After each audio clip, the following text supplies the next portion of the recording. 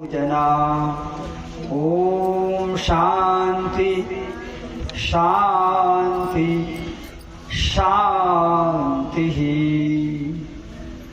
वेद ईश्वर की वाणी है। आप सभी लोग ईश्वर की वाणी का वाचन करके अपनी वाणी को पवित्र करें। मेरे साथ बोलें ओम असूर्या नाम ते लोका अंधेन तमसावृता तांस्ते प्रेत्यापि गच्छन्ति ये केच आत्महनो जनः। ओम शांति शांति शांति।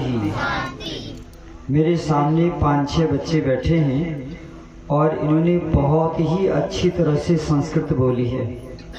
ये होता है संस्कारों का प्रभाव। धर्म प्रेमी सज्जनों, मातृशक्ति जनपद महाराजगंज से आने वाले विभिन्न आर्य समाज की विभूतियां, एक एक का नाम नहीं लेंगे क्योंकि समय बहुत ज्यादा खर्च होगा और पूर्व विद्वानों ने भी आपका उच्चारण किया है, इसलिए मैं आप सभी लोगों का हृदय से आभार प्रकट करते हुए वेद की वाणी आपके सामने रखना चाहता हूँ। आज का मेरा विषय है पुनर्जन्म। यह एक ऐसा विषय है जिसके आधार पर सनातन संस्कृति खड़ी है, क्योंकि इस्लाम पुनर्जन्म को नहीं मानता, क्रिश्चियनिटी ईसाई भी पुनर्जन्म को नहीं मानते, बौद्ध भी पुनर्जन्म को नहीं मानते, चारवाक भी पुनर्जन्म को नहीं मानते, वामपंथी भी पुनर्जन्म को नहीं मानते। केवल कुछ हिंदू ऐसे हैं जो पुनर्जन्म को मानते हैं, लेकिन वह भी स्पष्ट नहीं है। उनको जब अन्य मतावलंबी घेरते हैं तो निरुत्तर हो जाते हैं। इसलिए मैं आज आपके मध्य में पुनर्जन्म को इस तरह से प्रस्तुत करने जा रहा हूं कि आप हर दूसरे व्यक्ति को पुनर्जन्म के बारे में प्रेरणा दे सकते हैं। 1 मिनट में यदि हम पुनर्जन्म को हटा दें तो फिर ईश्वर, यज्ञ, भक्ति, दान, पुण्य इसका कोई स्थान ही नहीं रह जाता है। पुनर्जन्म के कारण ही लोग यज्ञ करते हैं, पुनर्जन्म के कारण ही लोग संध्या करते हैं, पुनर्जन्म के कारण ही लोग ईश्वर को मानते हैं। अगर पुनर्जन्म को हटा दिया जाए तो पूरी मानव संस्कृति दानवता में बदल सकती है। इतना बड़ा है पुनर्जन्म का सिद्धांत। तो आइए वेद के इन पावन ऋचाओं पर चिंतन करते हैं। इस मंत्र में 4 बातें कही गई है। पहली बात, असूर्या नाम ते लोका, अर्थात सूर्य तो आपने जाना ही है, सूर्य का विपरीत हो गया असूर्य। ते लोका, वो मनुष्य सूर्य रहित लोकों में जाते हैं। कौन मनुष्य?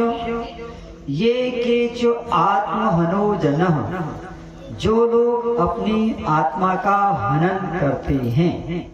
अब वाक्य बना, जो लोग अपनी आत्मा का हनन करते हैं वो लोग सूर्य से रहित लोकों में जाते हैं।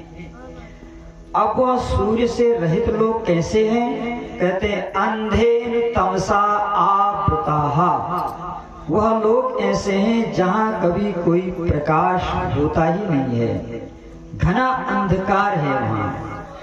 तांस्ते प्रेत्यापि गच्छन्ति, और उस लोक में जाकर के वो लोग केवल भोग और विलास ही करते हैं, उसके अतिरिक्त उनको कुछ दिखाई नहीं देता। अब प्रश्न उठता है, आत्महनो जनः कौन है?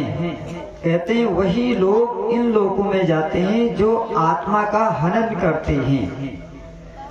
आपको यह जान के आश्चर्य होगा, आत्मा का हनन शब्द का प्रयोग केवल वैदिक संस्कृति में है।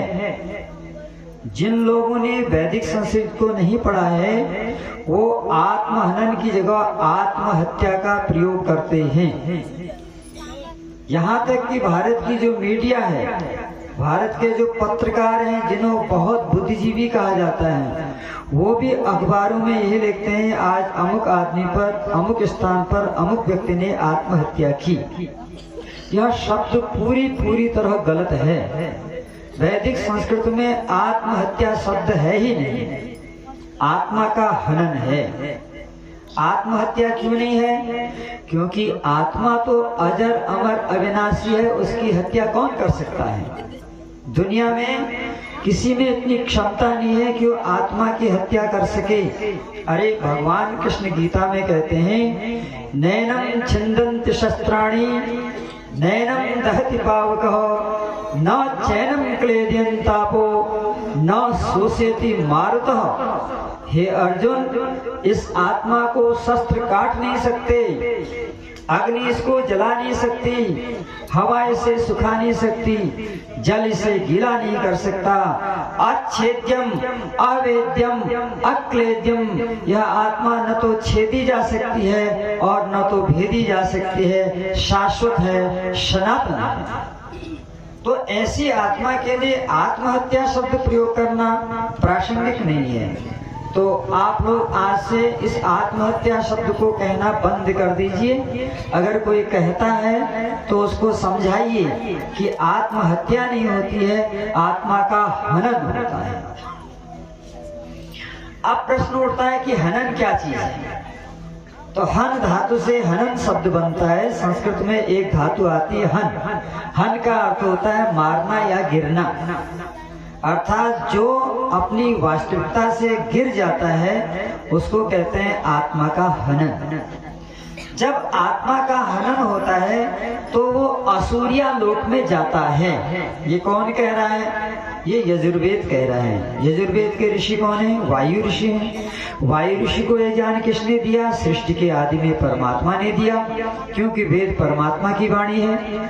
संसार में दो प्रकार की वाणी होती है, एक ईश्वर की वाणी होती है और दूसरी मनुष्य की वाणी होती है। दोनों वाणियों में जमीन आसमान का अंतर होता है। मनुष्य की वाणी में स्वार्थ होता है, मनुष्य की वाणी में यश होता है, मनुष्य की वाणी में पद और प्रतिष्ठा होती है। लेकिन ईश्वर की वाणी मानव मात्र के कल्याण के लिए होती है, उसमें किसी के लिए कोई स्वार्थ नहीं होता है। ईश्वर की वाणी में जातिवाद नहीं होता, वर्गवाद नहीं होता, संप्रदायवाद नहीं होता, केवल मानवतावाद होता है। उसे कहते हैं ईश्वर की वाणी। और मानवतावाद को सब मानते हैं, सारी दुनिया चाहती है। हिंदू भी चाहता है हम मनुष्य हो जाएं, मुसलमान भी चाहता है मनुष्य हो जाएं, ईसाई भी हो जाए कहता है मनुष्य हो जाएं, लेकिन लोग बनते नहीं। क्यों नहीं बनते? क्योंकि उनके पास वह फार्मूला है ही नहीं जिस फार्मूला से मनुष्य बना जा सकता है। वह फार्मूला तो केवल वेद के अंदर है। तो